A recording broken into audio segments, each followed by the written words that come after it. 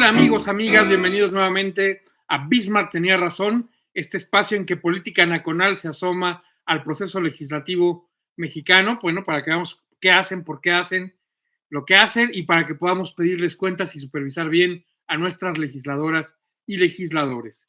En una versión anterior hicimos un rápido repaso de la teoría de la República, por qué dividimos el poder. Bueno, ahora queremos comentarles dos detalles. Uno, ¿por qué se llama así nuestra columna? Otto von Bismarck es aquel Kaiser alemán que logra la unificación de ese país que había sido una colección de principados independientes y como país apenas se integra en el siglo XIX, en la segunda mitad, es decir, México es más viejo que Alemania, tomen eso alemanes, y él tiene la dificultad de cómo poder integrar una sola nación y decía que hay dos cosas que nunca tienes que ver cómo se hacen: las leyes y las salchichas, porque vas a quedar asqueado de ver el proceso. ¿Y a qué se refería? Bueno, Alemania tiene más de 1,500 variedades diferentes de salchichas, pero todas comparten algo en común.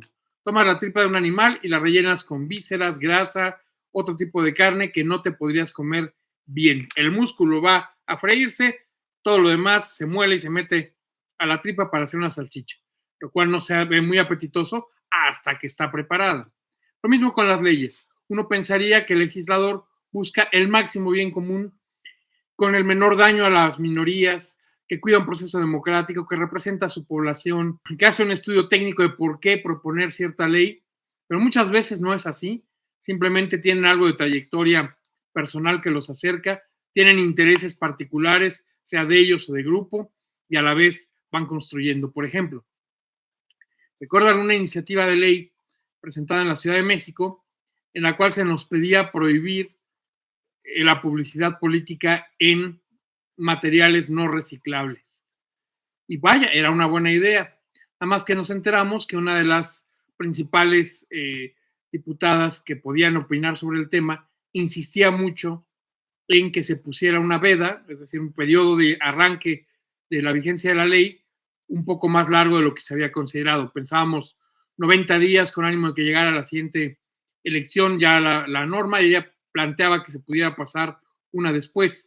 Y luego nos enteramos que su familia tenía imprentas que le hacían la publicidad al partido y tenían ya los inventarios listos para todos los banners, la publicidad, las lonas de la siguiente elección que no cumplían la norma, que trató de empujar que la ley entrara en vigor después de la elección siguiente y ella poder sacar los inventarios de su familia. Bueno, en algún sentido se vale, trata de hacer lo mejor posible, pero al final aprobó la ley, sin embargo lo hizo cuidando los intereses familiares y como ese caso, cantidad de cosas que hemos visto, leyes muy bien planteadas, con consensos de científicos, de organizaciones, que tienen un fin muy bueno, que logran ponerse en la vanguardia del país y que creen, al momento de llegar a las negociaciones, se mete una mano negra y acaban saliendo sesgadas a favor de ciertos grupos o intereses. Entonces, ver cómo se hace una ley puede ser muy interesante. Si puedes ayudar a influir en el resultado, créanme que es una gran experiencia, pero a la vez puedes llegarte a asquear de ver qué mal se hacen algunas cosas. Y más en esta etapa del gobierno de la Cuarta Transformación, aparentemente algunas de las reformas de aquel Viernes Negro, donde hicieron un conjunto de reformas legales de lo más absurdas, incluyendo la desaparición del INSABI, temas de la Guardia Nacional y demás, que se hicieron tan mal que no cumplieron el proceso legislativo adecuado, es muy probable que la Corte las eche atrás en los próximos meses por violación al proceso legislativo. No porque las leyes estén mal hechas, no porque no sean útiles, no porque no sean convenientes para el país, porque no cuidaron las formas mínimas. Por ejemplo, en algunas se anunció el dictamen cuando ni siquiera se había mandado a las comisiones.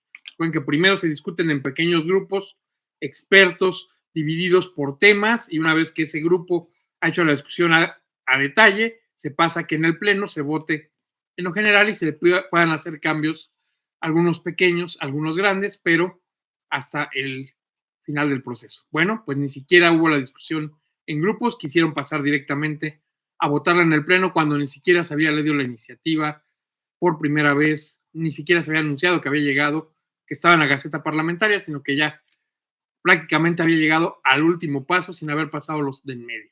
Esto, como se pueden dar cuenta, es incorrecto. El 5 de febrero es el aniversario de la Constitución, fue cuando se promulgó la Constitución de 1857, nuevamente en ese mismo día se promulga la de 1917, que mal que bien es la que está vigente hoy, a pesar de haber sufrido más de 200 cambios de fondo. Y normalmente se hacía con un evento en el Teatro de la República, aquel teatro en Querétaro donde se promulgó la Constitución, con presencia del Poder Ejecutivo en la persona del presidente, del Poder Legislativo en la presidencia de ambas cámaras, de diputados y de senadores, y del Poder Judicial, la presidenta de la Suprema Corte.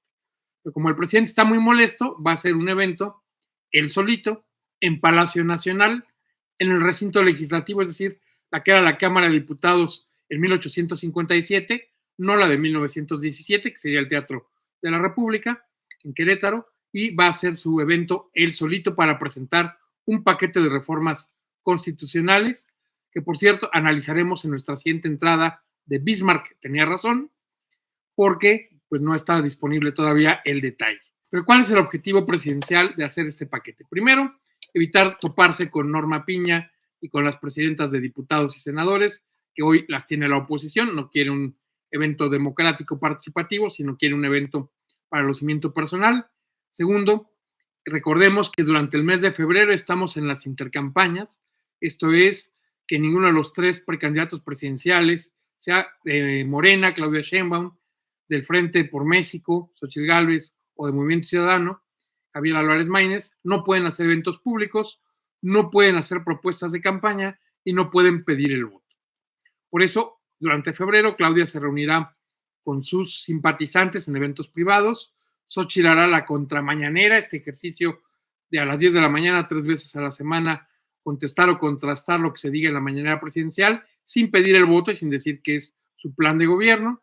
Y por otra parte, el presidente sí va a poder machacar un día sí y otro también de qué van sus reformas constitucionales. ¿Cuál es su propuesta? Pedirle a la gente que voten por Morena para darle una mayoría calificada en ambas cámaras y que todo lo que él promete pueda avanzarse y hacerse ley al más alto nivel, es decir, modificando la Constitución. Y del otro lado, poderle poner una serie de temas que a él le interesan para que el siguiente gobierno, sea el de Claudia Sheinbaum o el de Xochitl Gálvez, aunque muy probablemente sea el de su propio partido, esté obligado a cumplirlas. ¿Cuál es el problema? Que hay algunas iniciativas que nadie puede decir que estén mal. Por ejemplo, a todos nos gustaría que nuestro último sueldo sea lo mismo que cobremos de pensión. Hoy día se puede bajar a la mitad, al 70% como máximo, algunos reciben menos dinero. La propuesta de hacer que la pensión se vaya al 100%, por supuesto que a todo el mundo nos gusta. No se puede costear para todos, beneficia apenas al 45% de la población que tiene un trabajo formal, va a costar muchísimo dinero y sobre todo serán los jóvenes los que paguen las pensiones de los viejos. Y recordemos que la pirámide poblacional ya se volteó. Hoy tenemos más adultos en la franja de 30 y 40 años que jóvenes en la de 18 a 25. Cuando estos empiezan a jubilar a los 65, 70 años, serán los jóvenes trabajadores, que serán menos para ese entonces, los que tengan que pagar más impuestos para pagar la pensión de los que hoy son jóvenes y no están ahorrando. Como se dan cuenta, es una manzana envenenada. A todos nos conviene, para nuestra pensión individual, como sociedad nos va a debilitar y costar demasiado. Pero nadie se va a atrever a decir que no, porque la explicación, como lo han visto, es muy técnica, pero el beneficio es muy directo. Otro tipo de propuestas que están haciendo, que quitemos los diputados plurinominales.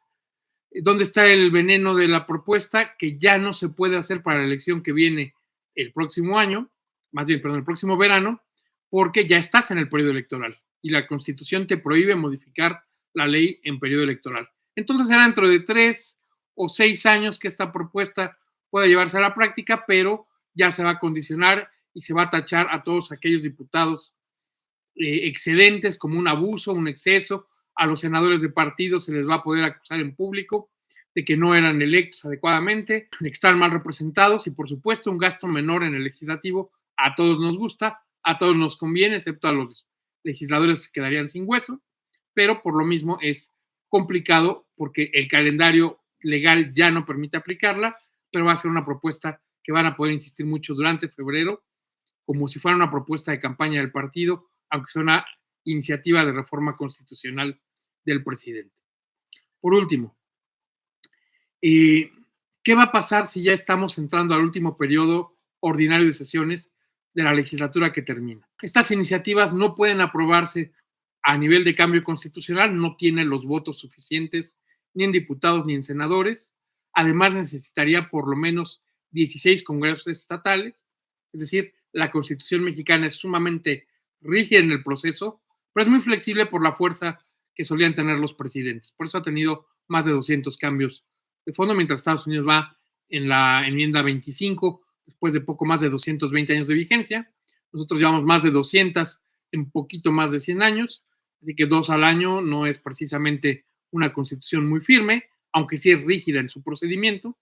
Y bueno, el verdadero riesgo es que no se pueda dictaminar antes de la elección y se utilicen simplemente como banderas electorales. Por supuesto, esto sesgaría aún más una elección que tiene una clara favorita por parte del gobierno, que van a usar herramientas para apoyarla que llegue al poder, pero a la vez no es que haga imposible la elección para los otros dos posibles precandidatos.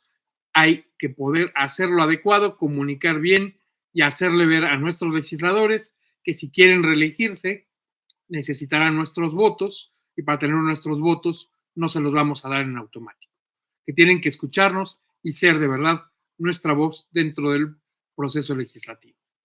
Bueno, como se dan cuenta, este es un hermoso juego de estrategias, de números, de decisión, pero también es un juego humano, donde cada uno de los actores, diputados, diputadas, senadoras, senadores, y por supuesto el presidente de la República, su partido, la oposición, todos tienen una posición que defender y una estrategia que jugar. Si la hacen bien, podrán llegar a su objetivo de tener más poder, de tener más presencia, de tener más votos. Si lo hacen mal, pueden perderlo todo. Por eso ven la sensibilidad que tienen de cuidar adecuadamente las estrategias para tratar de llegar al bien para ellos, que es un cambio legal a modo. Tocará a nosotros ver si los dejamos correr libremente o si vamos a participar como ciudadanos, a acercar nuestras ideas a los legisladores y asegurarnos que no nos hagan trampa y que se haga todo de la manera más correcta, o bien que podremos defendernos usando las herramientas que la propia ley nos da, la acción de inconstitucionalidad ante la Suprema Corte o la presión en la Cámara Revisora de una iniciativa de ley. Amigas, amigos, los espero la próxima semana o la próxima ocasión que tengamos nuestro espacio de Bismarck tenía razón, para que vean que es muy peligroso, pero a la vez muy divertido participar en el proceso legislativo. Muchas gracias, nos vemos la siguiente.